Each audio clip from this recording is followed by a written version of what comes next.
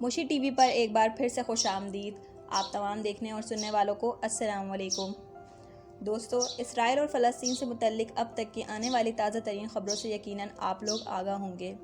البتہ بہت سے لوگ یہ سوالات اٹھا رہے ہیں کہ فلسطینی عسکریت پسندوں نے غزہ کی پٹی سے اسرائیلی علاقوں پر اچانک حملہ کیسے کر دیا۔ اسرائیل جو اپنے پاس آئرن ڈوم نامی سب سے مضبوط دفاعی نظام رکھنے کے دعوے کرتا ہے، اس حملے کو روکنے میں ناکام کیوں رہا؟ اس سلسلے میں یقیناً اس وقت لاتعداد مباحثے اور ہنگامی اجلاس ہو رہے ہیں۔ تحقیقاتی ٹیمیں بھی اپنے کام میں مصروف ہیں، لیکن فی الحال جو بظاہر نظر آنے والی صورتحال ہے، اس سے یہی اندازہ لگایا جا سکتا ہے کہ حماس کے اس طوفان الاقصی آپریشن کی وسعت اور چونکا دینے والی برق رفتاری نے اسرائیلی دفاعی نظام کو پوری طرح ناکام کر دیا ہے، جو ایسے حملے کے لیے بالکل تیار نہ تھے۔ دوستو، یہ ساری صورتحال اتنی اچانک اور غیر یقینی تھی کہ ابھی تک اس پورے معاملے کو سمجھنے کی کوشش کی جا رہی ہے، جبکہ اسرائیل اور فلسطین میں اس وقت بھی دو طرفہ حملے جاری ہیں اور صورتحال کی سنگین اور ہولناک حالت روز بروز بڑھتی جا رہی ہے۔ تاہم اس سلسلے میں کئی سوالات بھی جنم لے رہے ہیں، جس میں سب سے عام سوال یہی اٹھایا جا رہا ہے کہ حماس کا اسرائیل پر زمین، فضا اور آبی راستوں سے ناقابل یقین حد تک برق رفتار حملہ کیسے ممکن ہوا اور آئرن ڈوم کی ناکامی کی وجہ کیا ہے۔ دوستو، عسکریت پسندوں اور عام شہریوں کی جانب سے جاری کردہ کئی ویڈیوز کے حوالے سے یہ سمجھنے میں مدد ملی ہے کہ حماس نے غزہ سے اب تک کی سب سے مضبوط حملے کی ابتدا کیسے کی۔ جب یہ حملہ شروع ہوا تو اسرائیلی شاید سو رہے ہوں گے۔ سنیچر یہودیوں کے لیے نسبت کا دن تھا، جس کا مطلب ہے کہ بہت سے اسرائیلی اپنے گھروں میں دوستوں سے ملاقاتوں یا پھر عبادتوں کی جگہوں میں وقت گزارنے کی منصوبہ بندی کر رہے تھے، لیکن اچانک صبح سویرے راکٹس کی برساتوں نے ایک ایسے حملے کا آغاز کا اندیشہ دیا جو وسعت اور منصوبہ بندی کے حساب سے بے حد غیر معمولی تھا۔ برسوں سے اسرائیل نے غزہ کی پٹی کو رکاوٹوں کے ذریعے الگ رکھا تھا، لیکن سنیچر کے روز حماس کی جانب سے چند ہی گھنٹوں میں یہ رکاوٹیں عبور کر لی گئی۔ دوستو، اسرائیل کے آئرن ڈوم کو عزم پر سب سے مؤثر فضائی دفاعی نظام میں سے ایک قرار دیا گیا ہے۔ اسے خاص طور پر غزہ اور جنوبی لبنان سے مختصر فاصلے کے خطرات کا جواب دینے کے لیے ڈیزائن کیا گیا تھا، اور 2011 میں اس کے آپریشن ہونے کے بعد سے اس نے ہزاروں راکٹس کو روکا ہے۔ تجزیہ کاروں کا کہنا ہے کہ یہ میزائل ڈیفنس سسٹم ہے جو اسرائیل کے ہتھیاروں میں سے سب سے عام ہتھیاروں میں سے ایک ہے، اور اس نے گزشتہ دہائی میں مختلف ترزات میں بے شمار شہریوں کی جانیں بھی بچائی ہیں۔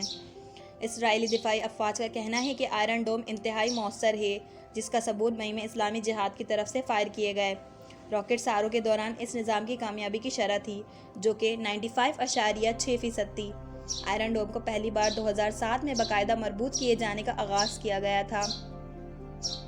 2008 اور 2009 میں ٹیسٹ کے بعد پہلی آئرن ڈوم بیٹری 2011 میں لگائی گئی۔ اس کے بعد سے اس نظام کو کئی بار اپ گریڈ کیا جا چکا ہے۔ تاہم اس بار آئرن ڈوم پر بھروسہ اسرائیلی افواج کو بے حد مہنگا پڑ گیا۔ راکٹس کی اتنی بڑی تعداد ثابت کرتی ہے کہ اس حملے کی منصوبہ بندی مہینوں سے جاری تھی۔ حماس کا دعویٰ ہے کہ پہلے مرحلے میں 5000 راکٹ داغے گئے، جبکہ اسرائیل کے مطابق داغے گئے راکٹس کی تعداد حماس کی جانب سے بتائی گئی تعداد سے نصف تھی۔ غزہ کی پٹی سے 60 کلومیٹر دور اسرائیل کے دارالحکومت تل ابیب تک الارم بجنا شروع ہوئے، اور جلد ہی مغربی بیت المقدس اور دیگر شہروں میں جہاں جہاں میزائل گریں دھواں اڑنا شروع ہو گیا۔ راکٹس کی اس برسات کے دوران حماس کے مسلح جنگ جو ان مقامات پر اکٹھا ہوئے جہاں سے انہوں نے غزہ کو الگ کرنے کی رکاوٹیں عبور کرنا تھی۔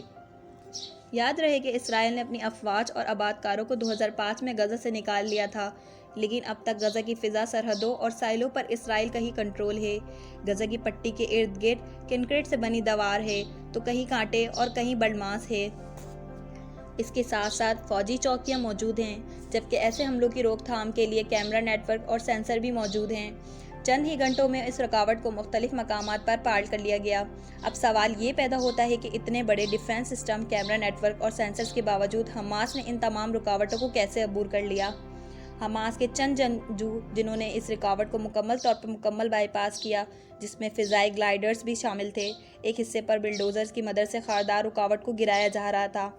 یہاں درجنوں مسلح افراد موجود تھے، جن میں سے چند تقسیم کرنے والی رکاوٹ کو عبور کرنا شروع کر رہے تھے۔ کریم شالم سے تقریباً 43 کلومیٹر دور غزہ کی شمال میں حماس کی جانب سے ایریز کے مقام پر خردار رکاوٹ کو پار کرنے کی کوشش کی جا رہی تھی۔ کنکریٹ کی بیریئر پر دھماکہ ہو جاتا ہے۔ غزہ کی پٹی پر 7 سرکاری پوائنٹس ہیں، جن میں سے 6 اسرائیل اور 1 مصر کے کنٹرول میں ہیں۔ تاہم چند گھنٹوں کے اندر حماس نے پوری سرحد سے اسرائیلی علاقے میں گھسنے کا راستہ ڈھونڈ لیا۔ حماس کے جنگجو غزہ سے نکل کر ہر سمت پھیل گئے۔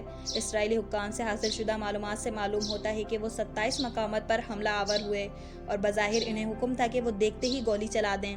حماس کے جنگجو سب سے دور جس مقام پر پہنچے وہ غزہ کے مشرق میں 22 کلومیٹر دور افاقم کا قصہ ہے۔ صدیم جنگ جو ایک ٹرک میں قصبے میں سے موجود غزہ کے رود مشرق میں 3 کلومیٹر دور ہے، تقریباً 1 درجن مسلح جنگ جو اشکلون کی خالی سڑکوں میں دیکھے گئے جو عریس کے شمال میں واقع ہیں۔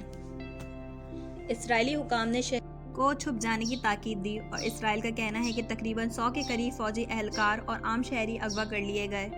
دوستو، آئرن ڈوم ڈیفنس سسٹم خاص طور پر ڈیزائن کیا گیا تھا کہ شہری آبادیوں کو اچانک ہونے والی راکٹس حملوں اور کسی بھی جانی نقصان سے بچایا جا سکے، لیکن اس ساری صورتحال کا جائزہ لینے پر جو تفصیلات سامنے آئی ہیں ان کے مطابق حماس نے ایک بڑے پیمانے پر باقاعدہ فول پروف منصوبہ بندی کر کے حملہ کیا، جس کی وجہ سے اسرائیلی افواج کا دفاعی نظام ابتدائی چند گھنٹوں کے لیے بری طرح ناکام ہو گیا۔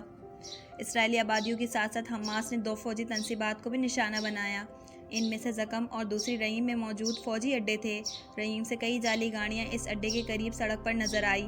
اب یہ نہیں معلوم کہ آخر یہ جنگ کب تک چلتی ہے۔ اب ملتے ہیں اگلی ویڈیوز میں۔ اس طرح کی ویڈیوز دیکھنے کے لیے چینل کو سبسکرائب کریں اور ویڈیوز کو لائک کریں اور شیئر کریں۔ اللہ حافظ۔